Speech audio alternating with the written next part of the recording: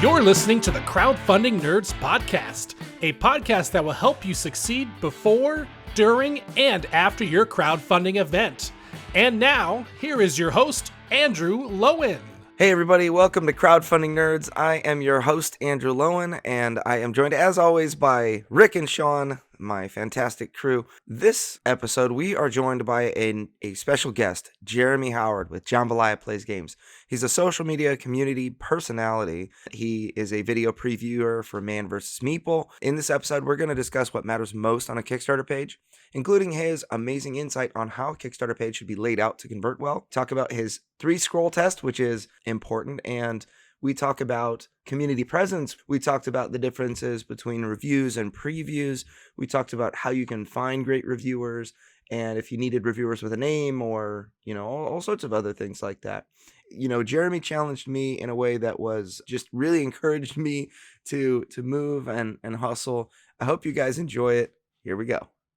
So when you go to a Kickstarter page, what are the type of things that you're looking for? What are the type of things that make you sort of purchase? I was like, there's a lot of levels to this because, of course, I cover a lot of Kickstarters. So sometimes it's really like I have working knowledge. But I'm going to use this example because it was a project I was excited about a year ago. It's Primal, because I was pretty attached to it and I was excited. When I was excited going into the project, I played the game. I did the preview for the game. I loved the game. So it confirmed my hype as a person, a person going in before the job came to me. Then I looked at the Kickstarter page. When I look at a Kickstarter page, I do this thing called the 3-scroll test. So I go past the video. I feel like videos are so useless most of the time. So I skip the video.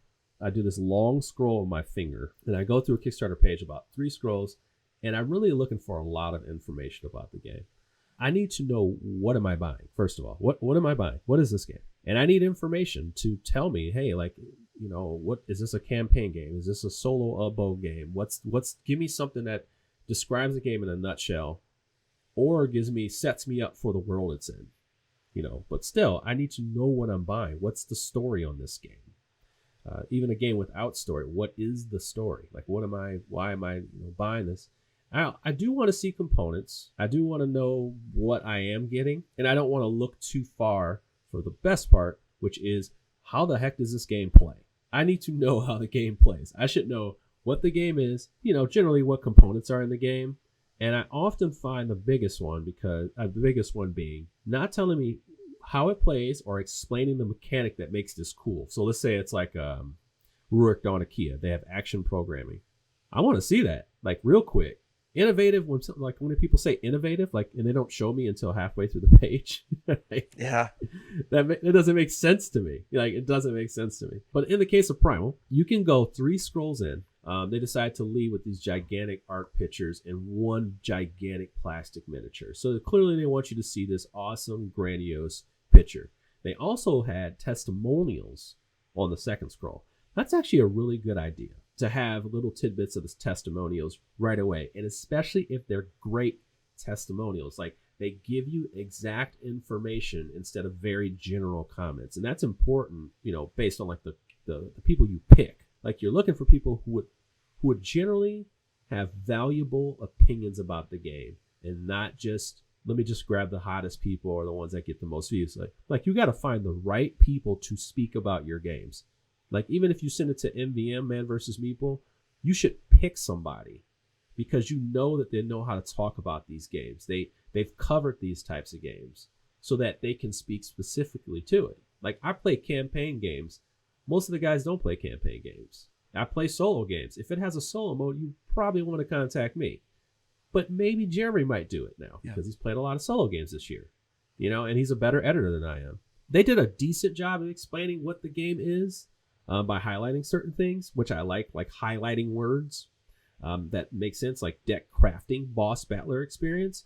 Well, I had people who said this in the tabletop group, that was too bland, but at the same time, I also had people who were like, that's clearly defined, which is true to me, because deck crafting is different than deck building. But some people merge the two. Right. It's different. They put things in the deck. You don't have to buy them. They just go in your deck, so you can change the makeup of your deck. You don't have to buy cards in that game. But you got to explain that to people. And that's where this game this Kickstarter page fails at. It has a campaign. It has a one-shot series of events. You know why I know that? You know why I clearly know that? It's only because I played the game. Up until the last day of the campaign, people still don't know what the campaign is. There's no example. There's no full-on details. There's no, hey, here's the lore. Let's go deeper into the lore. There's a lot of explanation about the mechanics of a boss. And that's why you have 9,868 comments still asking questions. Yep. What am I getting? And they're very lucky that this game has it's geared toward us. They defined an audience. They pushed it towards that audience, and they did it with beauty and content. But until you tell them the rich world that you're putting them in, until you tell them here's an alternative to that rich world, then people just start picking you apart on details. There's no details, so they didn't have the details. Do you think that they could have explained a lot of this in a playthrough video or like a sample campaign video, or do you think that so the system of the game, like how the game works, is, it's so far down the page. It's way down there, man. It's way down there. They explain it. Like the thing is they do explain it, but it leads to more questions the way they have it. Just very little information, and it just leads to, instead of saying, "Hey, I'm trying to lead you to ask more questions," it's like very wide open, very general. And this is a very expensive product. It's just not clearly definable language. Really what you're saying is demonstrate your product to me and make it happen as quickly as possible in as simple a way as possible. If I have to watch a 5-minute video to see the cool mechanic versus a 2-second GIF, you're going to do better with that shorter GIF. Or just give me 5 minutes. Dude, give me 5 minutes. Have it versus don't. All right? Relevant. Don't give me the beautiful, forest monster coming out of nowhere. We see the hunters hide behind bushes and they come. I don't care. Show me the game. Yep. Don't give me a 3-minute trailer that looks like a video game. We're not playing a video game. What does the board game look like? Yeah. Show it to me in motion, show me the mechanics, and then it's like, now I'm hyped because I know.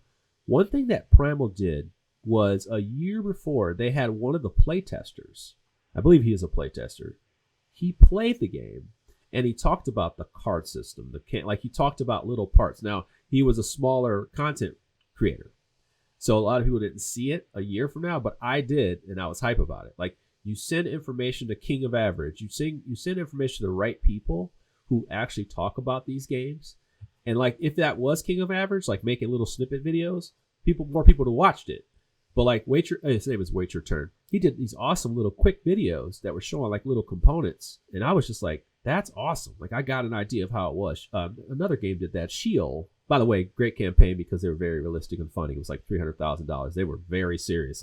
We're not playing around. This is an expensive game. They did their own videos. They did quick cut videos to show each mechanic in the game. And they did a great job. Before this launches, I really should have a feel. If I have a captive audience, if I know I have an audience already, really make that stuff clear, get them excited by showing some gameplay or how a mechanic works that you think is interesting, full of buzzwords. Show it. Yep. And I kind of feel like it's, as a marketer, I can pay Facebook ads and reach the right people and bring a lot of people to the Kickstarter campaign page. I can, let's say I'm a videographer. I can put together a great playthrough video, do everything I can.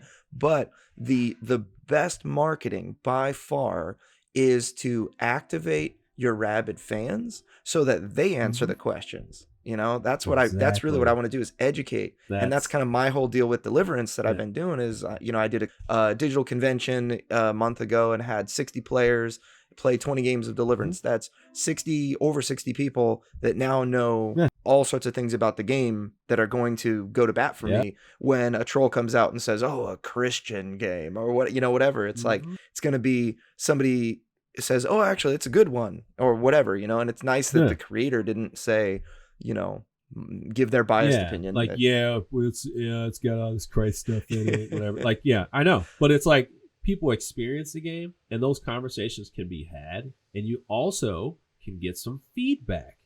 And you're like, oh, see, I was going to present this message this way, but now people are saying it they're not digesting the message that way I want, or they're not, you start to hear it. You go like, okay, this is what people are hearing, or this is how people are feeling in response to this. This is good. Absolutely. Like, I need to know this now, or I need to know, wow, that was a very critical response. Because sometimes when people are very critical, that like there could be 50 of those people, and you need all 50 of those backers. You need 47 of them at least, right? Yep. So it's like, I need to be prepared for that kind of questioning or very visceral kind of response. You're like, man, geez, man, I've been working on this game for years.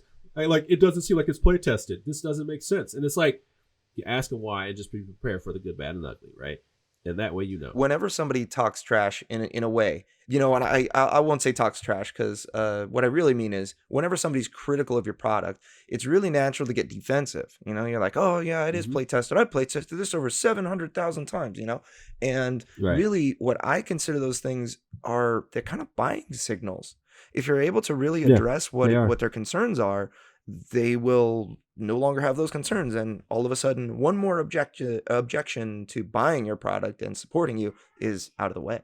You have to listen to what they're saying. Like, just what are they saying to you? You also don't want those people dismissing your product, either, like, because they become the marketing for them. Like they the people before you put all those dollars out there, they become the people that like help you, get on the pavement and go back to these groups and be like, oh man, I played that. That's awesome. Or if you put like an open call for playtesting now, like just like an open call and say, hey, this is available, they can be like, hey man, I played it. It was awesome. Or hey, like I said, I was a little worried about this being a Christian game, and like, man, I played it. It's like, it's just a good game. Like that. People just need to know that. While we're kind of exploring the topic, I have this concept called hygiene factors, and the definition that I like to use all the time. Hygiene, you're kind of marketing yourself. If you brush your teeth, if you comb your hair, if you dress nice and that kind of thing, even if you drive a nice car, whatever, none of that is going to help you get a ring on a girl's finger. Maybe sometimes. Let's just axe the nice car and whatever. Let's say you brush your teeth, comb your hair, whatever, right? That's not really. No, I'm feeling you on it. I'm there with you. Yeah, so that's not going to help you get a second date just because you brush your teeth. However, it will hurt your chances of getting a second date if you fail to do any of those things, right? So if you fail to brush your teeth and you breathe in your date's face or whatever. So I kind of relate this concept to Kickstarter and really marketing in general, but on a Kickstarter campaign page, there are hygiene factors. If you have these things, it doesn't necessarily mean they're going to help you, but if you're missing these things, it will hurt you. So, for example, defining shipping. Everyone knows shipping to Australia is expensive. Right. How are you approaching the expense of Canada? Wait, why are you not delivering to this country? Right. Well, you are. Why is it there? That's why you held it back, because it's so expensive. And like, you got to understand, backers are going to take offense to that because they're putting money in your pocket. They want to know all the information. And the second they feel like you're hiding it, you're doing it on purpose. You're doing it the wrong way. Backers can be, a little extreme, but they're also telling you what you're missing. Now, a question for you related to these hygiene factors. What do you see most often is missing from a typical Kickstarter campaign, in relation to hygiene factors? I'll just mention one that I see missing all the time, and I have no idea why people would come to Kickstarter without this, which is a playthrough video. I totally agree. How to plays are, they're mandatory to me too, right? We want to see how it plays. And sometimes people just do that through GIFs and they hire somebody to do it. Great. Those are beautiful. What does the game look like in motion? Sometimes those lack examples of the game in movement just as much as your Kickstarter page does. And one thing I try to do when I preview games is show the game in motion a little bit. Sometimes I even take like a turn or two just to give you an idea. A game like Primal, I tried to give it like a moving example, so it made the preview longer, which you worry about people being turned off by. They don't want to stick around for that kind of stuff. But I just felt like that's a better service to others. Like if you hire Mike, one stop co-op shop, he will play the whole game, and then he'll make a separate video and then that'll be his preview video. You got to find these people. Like, that's why Rado makes so much money, is because he plays the whole game, or he plays a lot of the game and he's having a conversation about the game while he's playing the game. He's giving you testimonial while he's playing the game. The thought process. There's more choices here than meets the eye. You're seeing like, oh, okay, he's explaining this card. Now I know how the cards work. That's the thing. You're looking at a video, a GIF, and now you're looking at him processing how the card works. And you're like, oh, okay, now I get how those cards chain together. All right, that makes sense. They weren't doing it right on the page. Or they're not creating a situation to make you understand the choices. Like, give me something more. Play through the game. And if you can't hire somebody to do it, why don't you do it yourself? Yeah. Bargain Quest is one of the most successful Kickstarters in board games. And you know why? Because the designer played the game. Yep. Like, it didn't make sense. He played the game. He played it on his kitchen table. He played it three-handed. I mean, he knows his game. He should. He's passionate about his game. He should be. And that's great to me. I remember that, just as much as Shut Up and Sit Down made him sell out of the game. It's also the fact that, like, he just played his game. And I remember that just because he was just such a genuine person that you can tell that he loved his game. Awesome. And kind of related to review videos. The idea is that you need a reviewer that has clout in the industry. ManVsMeeple needs to review it, or Rado, or Dice Tower, or, Jesse Anderson with Quackalope now is kind of becoming a big deal, or, Dan King. So at least some name that people have seen before, Rodney Smith, how, Watch It Played or whatever. Those types of things are awesome because, they have name recognition.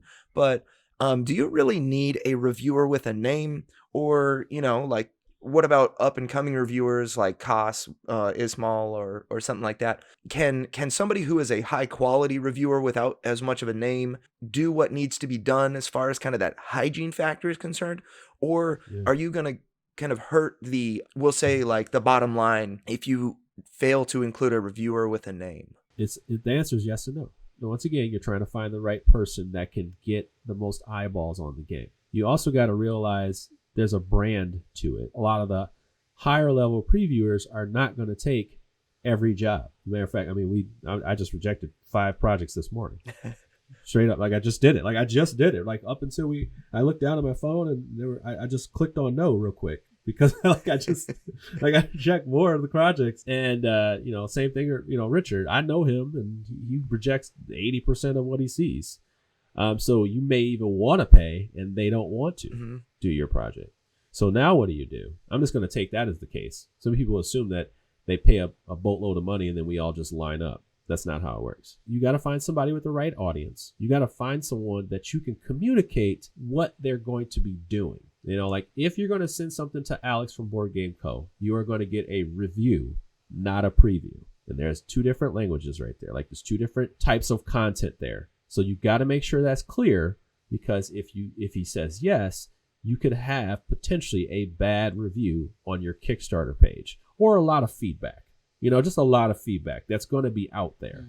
You have other people who are just previewers who have outstanding equipment, outstanding editing, and that's great. It'll show your project in the best light, but you also got to make sure that they give you still valuable information, valuable feedback that's got clear words in it, other than like, this one's awesome. This could be a big Kickstarter for 2021. Like, I don't need that. That does nothing for me. I make sure that I say things that are either quotable, or I will send you a quote that is exactly what I want to say. Like, I want that to be what I'm representing, how I feel about the game. Because I don't want to have a Kickstarter comment where it's just like, it was fun and I think the turns were interesting. That still doesn't say enough. Like, it doesn't say enough. Actually, every once in a while, it's like, man, I don't feel comfortable representing this game. Like, I do not want to have to answer questions about this game. It's not good. Yep. And I just honest that way, and I want people to know I'm honest that way. And I believe 95% of people are that way. It's just finding the right people who will give you what you need versus like finding people and paying them. And that doesn't mean they have to have 30,000 subscribers. Yep. Jamie, would you ever review a game that, I know you say you only review games that you like, but do you not think that a good reviewer would even review games they don't like and they'd be able to articulate that? Or what's your opinions on that? Okay, so let's go back. Kickstarter previews are prototype products that are not finished. I will not review a Kickstarter product. I will create a video that shows how the game is played with turns and examples and give a quote for your Kickstarter page. A review is when you're done with your Kickstarter. Year and a half later, you send me the final copy of the game, And then you're asking me to make a critical review of that game. That is two different separate things. Okay, cool. I mean, now we're breaking into two different things. So let's say I played the game. So let's say the publisher sent me a copy of Primal. They sent me a full-on, they were like, I know you backed the game, but we want to send you the full lot or whatever, right? I'm not even going to have better working knowledge to say, like, they didn't change this and I don't like it now. I like, this is a flaw that I saw in the game before and they didn't change it. Then that's unfortunate. I'll still talk about the things that I play. I'm like, man, this card play is still good. And even in this expansion over here, it's great. You need to try this one. Like, I'm going to do that. But if it's just a normal game that I haven't covered, I'm going to be critical. Like, I'm always going to be critical. I have no skin in the game to lie to anybody. I don't mind covering games that aren't perfect.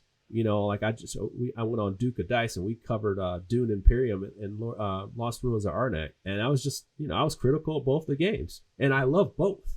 But they definitely have glaring holes and they're definitely different games and they don't communicate their mechanics the same way, and I need to clearly define those things in two different ways. Like, I need to be clear. I like to give clear information, clear positives and negatives, and then I try to get a little bit of the gray area in there. That's where people, they get respect for you to be honest, to be detailed and be thorough, even just about a game that you love or a game you think is okay or a game that you don't like. When I think of certain reviewers that I tend to disagree every so often, for example, I think Z Garcia hates games that happen to have like some minis and some standees. So you've got, Gloomhaven is this way and whatnot, and Z will complain about that. I don't mind at all. I actually think that that's awesome. And in fact, it's something that I'm doing for Deliverance. You get the deluxe edition, you're going to get minis for the angels, but you're going to still deal with standees for the, the little demon minions and that kind of thing. Mm-hmm. And I know that he's just going to say that. And so as a, that maybe that bothers him. And as a fan of the Dice Tower and kind of what it is that they do, I understand that. And even though I disagree with his, on that particular point, it's not going to detract from my interest in what he has to say about the game. It's just like, oh, of course he'd say that. What else does he think? And bringing it back to the target market. I always talk about the target market. It's, you need to define who you want your game to be for, right? Yes. Do you want your game to be for gateway people or the mass market or like heavy hobby people that are down to spend $500 and, on a boatload of minis and whatnot? Define that. But also you kind of need to define your target as far as the reviewer too, right? You're not just gonna, like we've been talking about, you're not just gonna send a really light game to a company, a company that goes by the channel of heavy cardboard, right? You're not going to send a game that doesn't have solo mode to the one-stop co-op shop, that doesn't have co-op and that kind of thing. But, as a person looking to seek out reviewers, let's say for myself, I've got Deliverance. It's a kind of a dungeon crawler and that kind of thing. I've just kind of been around in the industry a little while, so I know people that like co-op, campaign, dungeon crawl, skirmish, whatever games. Right. How does somebody that maybe doesn't have that expertise figure out who likes what?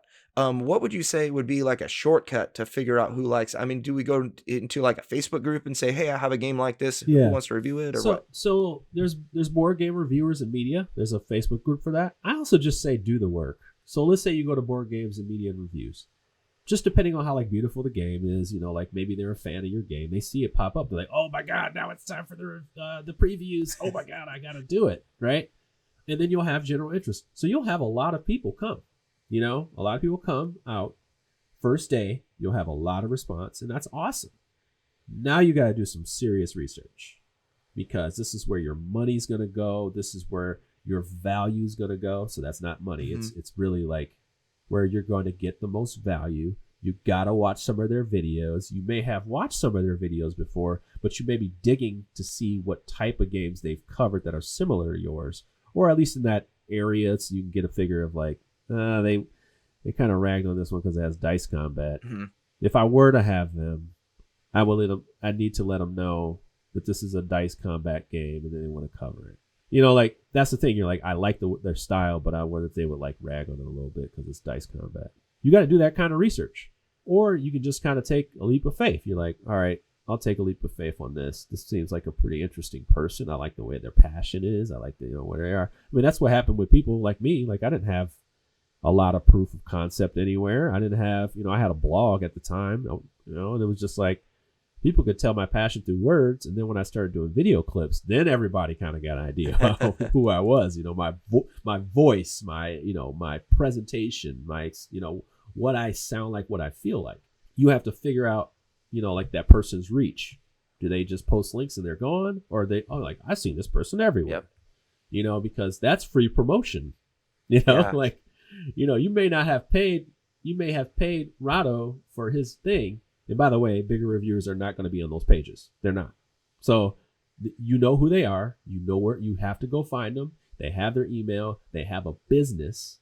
So that's just a different level, right? They're not going to be on the board game reviewers page. They don't have recruiters or anything like that. It's just like, hey, we'll send the emails. You get the marketing sheets or whatever. So it's like, once you do all that stuff, you still got to do the research. Like if you're going to come to MVM, who is going to do the preview? Or are you just sending an email to MVM? And even now with Rado, like he has 2 other people now. You have to dig. If you got 5 kits, those have to be 5 personable, valuable kits. And then I'll have a couple more that are mid-campaign because I need that. And a lot of Kickstarter people don't do that. I'm like, you got to have someone that's like close to the 15-day, just to kind of get some more visual traction. Yeah. It's like, hey, you know what? Instead of doing a preview for this, like just do a playthrough. Like there's people who do stuff live. Find those people for the second run. It's like, hey, I'm gonna get this to you in the first week. Just play it next week, on to your audience. I don't care if there's 8 people in the chat. If you convert 2, that's worth it. Yeah. Like just live. Just let the live people do it. Let the other person that knows how to do Kickstarter, coverage in a crunch. They don't care about having, they don't have stuff lined up like me for a month and a half. To kind of piggyback off of that, let's say you only have 5 units of your prototype that you can send out. So like you said, you want to hit the big ones, the ones that are going to give you the biggest bang right at the beginning and that kind of thing. Maybe you contact them 3 months out, send them the game, after they agree to take it on. A lot of the time, they're willing to send the game wherever you want afterward, right? So you could theoretically have 20 reviewers lined up after your big 5 review it, that, the guys that you pay or the ones that you're more, that you're willing to roll the dice on. Maybe you've got 4 or maybe all 5 copies of the game that will then ship out to someone else, as long as you pay for the shipping and that kind of thing. They'll send the prototype wherever you want, and that can be to another reviewer, right? Yeah. So think about it like this. This is you doing the work. Just as valuable as your Kickstarter. Like it's just as valuable as those first 5 people, because it's like, how can I use these kits to maximize like my covers? Like you should not have your kits. Like they should be gone. Like they should be gone. Like they should not be in your hands. Get whatever coverage you can. Like just don't put anybody under a crunch, because that way you'll have the most value of their time, and you'll get the most attention, and it's banked and it's ready, instead of like up against it. Like now you get like more of a cycle. You just have so much opportunity. And I think that's what people are failing to see. There's a lot of opportunity as long as you do the research and get more activated. And then instead of like waiting. Yep. Don't wait. So Jeremy, don't wait. How long do you like, or how much notice do you like when someone sends you a game for you to, look at it and get a video out? What's the sort of time frame are you talking about here? I would love it if your project is 3 months from now and I have a kit 6 to 8 weeks ahead of time.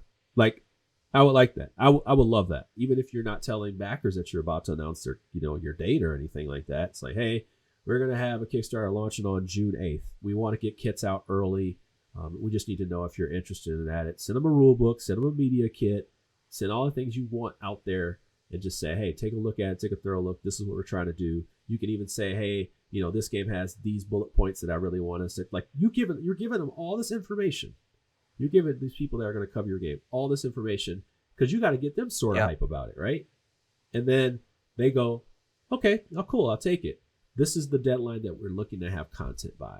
And you know what? It's a month before the Kickstarter. And you know why that's cool? That's interesting. It's clearly defined. And if they can or can't, let's say they can't finish their commitment, or they can do it, it's gone. Like now you can get it to the next person. Like you can get those 2 kits to 8 people. You paid 3, you have another 2, and then you're like, maybe I can just put out another call for reviewers and see what happens. Previewers and see what happens. Yeah. And then you may have, like the kit should just be gone. They should all be gone. One person that I have met in the industry, his name's Rob Geislinger. He's actually been a longtime fan of Deliverance. It's a really good friend of mine. Yeah, that's awesome. I got to meet him at Gamma last year.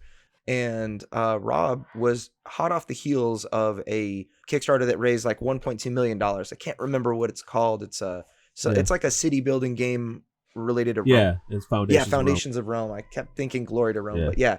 So he was. I actually sat down with him and we were talking about, what did you do? Because he's a great marketer. What did you? And he works full time for Arcane Wonders now. Marketer. He told me, reviews like dropped every 2 or 3 days. Every 2 or 3 days we had stuff going on. We never, people make the biggest mistake when they just make everything drop like on the first day. Then you have a big blip of traffic on day 1 and then nothing after that, He's so right.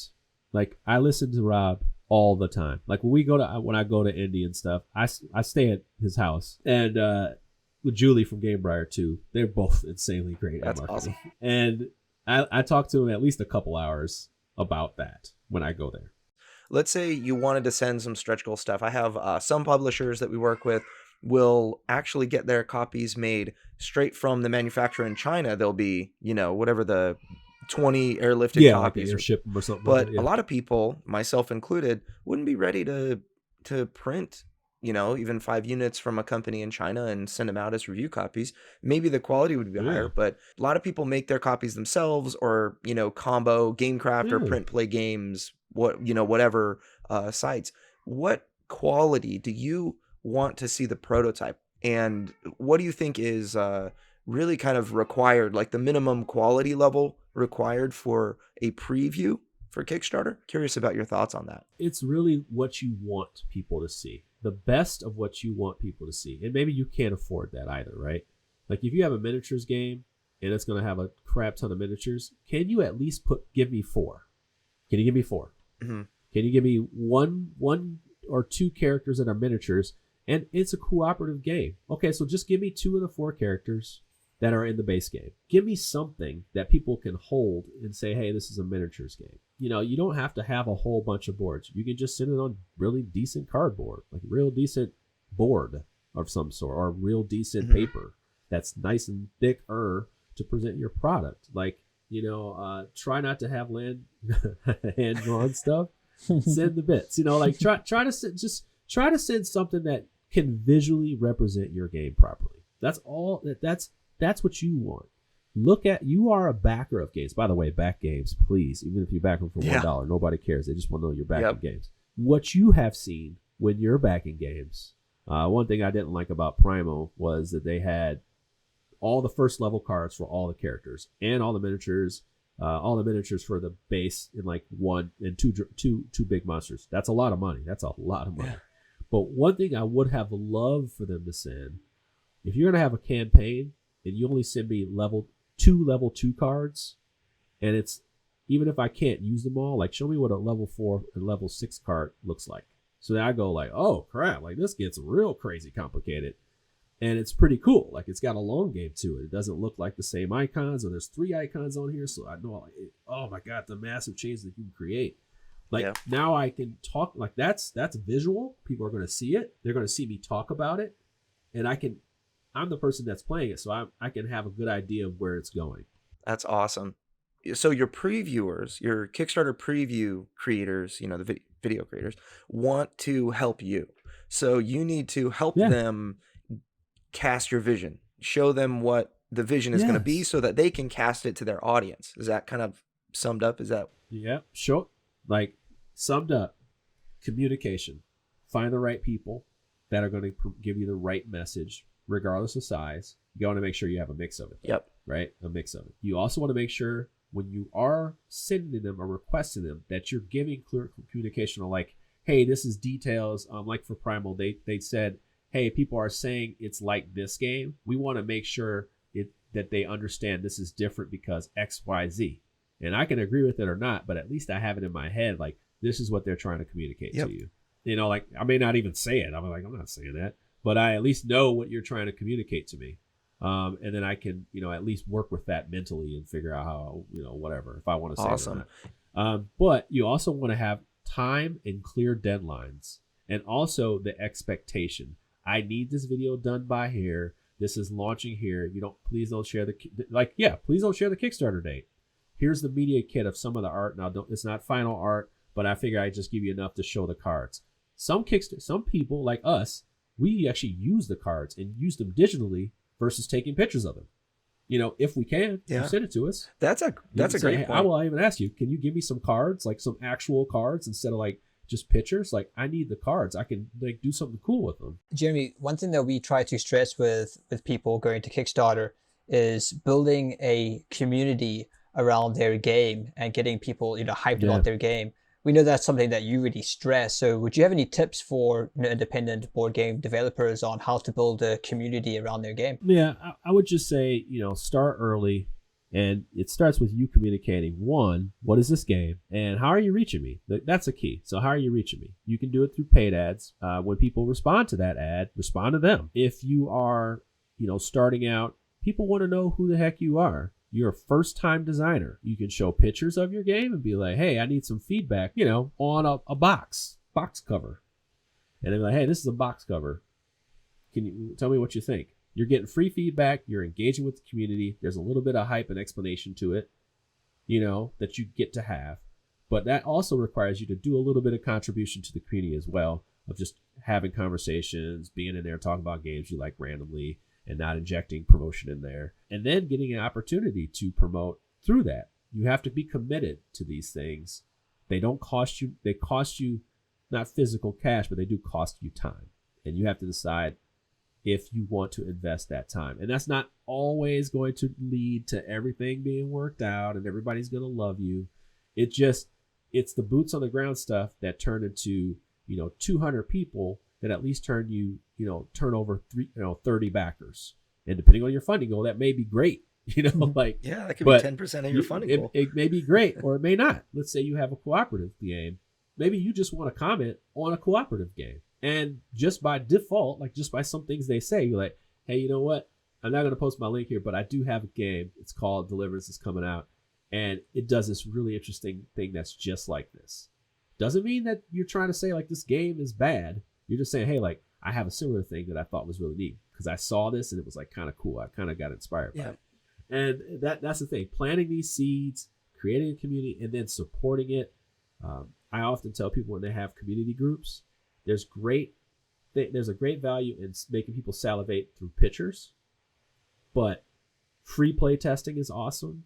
Talking to people about random things that may relate to your topic. Orange Nebula does a great job of this. They have Unsettled and they have all these other campaigns. They just post weird science stuff like on their community page. Like, that's pretty crazy. Like, crazy things that are happening in science, like out in the world. You know, just anything. It could be any kind of stuff that's going on. And they have people who respond to that. They talk about it and they post links. That lets you know right there that they have engaged community. They have this audience that they interact with. They don't just post what I call like banner pictures. Just go like, oh, we're high. You know, like, we're so excited, guys. I want to remind you how excited we are about our project. Like, it's going to be awesome. Like, who cares? Like after 32 posts like that, I just picked a number. Like, who really cares? You know? Yeah. If you run your own Facebook group for your own board game, I mean, I have Deliverance Game Insiders right now, and it's got like 1,600 members, and it's been around for a long time. I mean, there's only so much art that I want to share, right? I don't want to just be like, hey guys, here's every single map tile in the game. You know, I could probably do that, right? But I mean, I think the variety of content for your own group is really important, you know, thinking about, you know, I mean, just asking questions like, what are you guys going to play this weekend? You know, and then Monday rolls around. What'd you guys play? What are you playing? What are you playing? I don't care about what they're playing. What are you playing? You are a human. You are a person. They like you. Maybe they like your product. They want to like you too. You have them. Who are you? You could give away a game that gets people ignited again.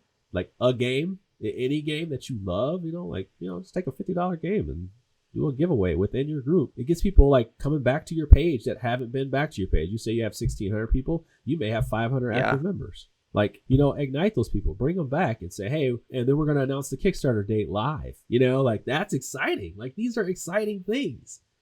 If you get 100% conversion rate, they are the most excited 1,600 people that could fund your game ASAP. That could potentially fund your game ASAP. So you should be trying to get them excited. I agree with that. You want 100%. Right. That's I think really the key is that, it's not about just banking emails or, banking group members, a private group at, 1.6K. If it gets no engagement, then there's not really a whole lot of value there. But it's so much about, some of the things that you were talking about earlier. You were talking about, really just what boils down to engage people, let them, share with them, let them share with you. And if these people if you're giving them enough information that they feel like they're actually learning about the product to be able to make an educated decision for themselves, that's when you turn them from kind of a curious, I don't know, like a looky-loo type person looking, just investigating, to a rabid fan, right? The rabid fan that's going to tell 100 people, I've got people that have told me like, yeah, our church is ready to jump behind your game when it launches. And because I talked to the pastor and he watched the video and he thought that was cool. And so excited and ignited, like, and when they're ignited, they go and work for you. And I hate to say work for you, but it's like they get it going, and that's what you want. You want people to get it going and stay getting it going. You have to do the work. You have to do the work. Absolutely. One thing that that you mentioned that I really have done a lot of kind of research and, kind of to figure out is just that, you have a rate where people just get burned out on the hype. And, if you announce your game a year in advance or something like that, and you start marketing and building the hype train, it will build. And then all of a sudden, the hype train leaves the station a little too early and people just kind of they cool off. And they wonder, I have some people for deliverance, you can't help it if you have a game that you've been working on a long time. Some people that got really excited and come back every 6 months and are like, is this on Kickstarter yet? It's like, well.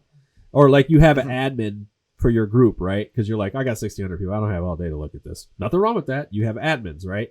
They're approving things, they're whatever. And then you go and there's 32 approvals sitting there. Or the admin's like, I don't have enough time to do this anymore. That is a signal. That could have been one of the first initial 3 people who were like, oh man, this is like, I'm an admin. They're just like, I don't even have time for it. That means they don't care. Right. So you got one of your top 3 fans, your 3 admins that'll be like, well, clearly they don't care about the activity that's going on here. I wonder what's going on here. Because I have enough work. And Jeremy, do you offer a service where you sort of do website audits or you do Kickstarter landing page audits? Is that part of a service that you offer? Back in the day before I was with MVM, I did that. But I don't want to also have conflict of interest if you're doing that and you're hiring me as well for a preview. What I would just say is like, it's free for me to look at it. It's just that I may not prioritize it as much. But if you're paying me to do it, then I have to take that very seriously because it's a contract in a sense, right? And I want to make sure that it's valuable. I don't expect you to hail to me and there's a other little thing that I want you to hire me. I want you to be specific on the things that you want, and we'll figure that out. We'll figure out the rate. We'll figure all that stuff like that. Because I'm not here to drain people's pockets who are trying to launch their dreams. I want people who work their butts off, who are putting the right product for it, that I agree with putting myself out there for, to make a good product. One thing I'd love to do before we wrap up here is, if you wouldn't mind sharing, how can people find you? Where are your videos? What's Jambalaya Plays Games? Put it like this. If you're on Facebook, you can find me. If you're interested in board games, you can find me. I work in a lot of community groups. I share I get early looks at. A lot of people give me a lot of publishers and marketing people that work with publishers give me a lot of information to share. I actually share that information. Not like, hey, I got this thing coming out. This is the buzz, and then I don't share it. I actually share it. So and I kind of get into the conversation. If I played it, I play a lot of things behind the scenes, a lot of play testing, different stuff like that. So I can talk about it. That's one thing that I do a lot of. That's for free. That's something that you can send to me, give to me. You can find me. My email address is Jamba, like part of Jambalaya, PG, like point guard, @gmail.com. You can find most of my videos and preview coverage on ManVsMeeple. That is a YouTube page where we do previews, reviews, and several other pieces of content to talk about games. If you want us to talk about your games, you need to communicate those things to us so we can decide if we are excited about it or not. Jambalaya Plays Games is almost a dead site, but I'm actually going to bring it back here with a little bit of force coming in Awesome. April. I'm taking a little bit of a hiatus. You can also catch me. And this is actually a good place to catch me now. Would be in my Jambalaya Plays Games community group, and that's where I'm going to be broadcasting live from a lot, because that's where I do a lot of live stuff. That's going to be doing a lot of live things inside of there and testing inside of there, like calling to play games with me in there. Designers can play the games with me in there, and we can have fun. And it's not a gigantic group, but it's like I said, you can have 500, 600 people in a group. Converting 30 to 100 of them is a lot of money, and I have people in my group that are active. I have people in my group that like talk about games. They lurk, and I know those lurkers. I know them from other groups. Well, that's all the time we have for this week's episode of Crowdfunding Nerds. We would like to thank our special guest, Jeremy Howard, contributor of ManVsMeeple and the Dice Tower, as well as a social media personality. For more information on Jeremy, you can visit his Facebook group at Jambalaya PG, or his videos on YouTube under Jambalaya Plays Games, and his email at jambapg@gmail.com. And we'll see you next week, nerds. Adios. Later, nerds. See ya.